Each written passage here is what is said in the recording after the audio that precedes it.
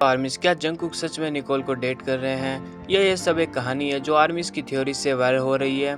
लेकिन अगर सिर्फ थ्योरीज होती तो इतने सारे हिंट्स कहाँ से आते। तो आर्मिस एक लड़की जो बार बार जंगकुक के आसपास देखी गई है।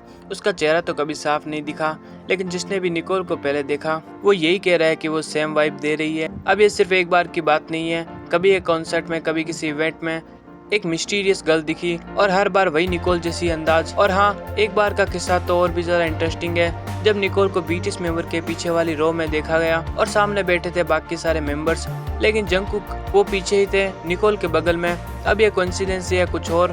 आर्मिस जो क्लिप वायरल हुई थी उसमें जंगकुक और निकोल को एक कॉन्सर्ट में काफी एंजॉय करते हुए देखा गया। वाइब्स कुछ ऐसी थी जैसे वो सिर्फ स्टाफ और आर्टिस्ट नहीं बल्कि काफी क्लोज हो। कभी हंसते हुए एक दूसरे के साथ डांस करना, कभी कैमरे में पीछे पीछे आते हुए दिखना, ये सब कुछ नॉर्मल नहीं लगा कई आर्मिस को। कुछ फैन कैप्चर्ड वीडियोस में तो जंगकुक निकोल को इतना प्यारे अंदाज में स्टेज से बुलाते हुए दिखे थे जैसे वो कोई पुरानी दोस्त हो।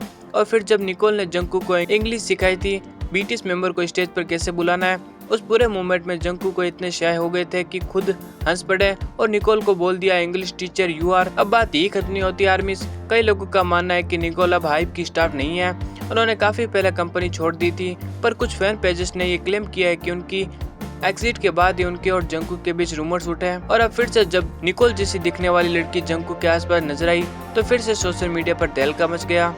लेकिन ट्विस्ट यहाँ आता है, कुछ लोग ये भी बोल रहे हैं कि निकोल ऑलरेडी मैरिड है। पर क्या आपको ये इन्फो कभी हाइब या किसी ऑफिशियल सोर्स से मिली? नो, कोई सॉलिड प्रूफ अभी तक नहीं आया है।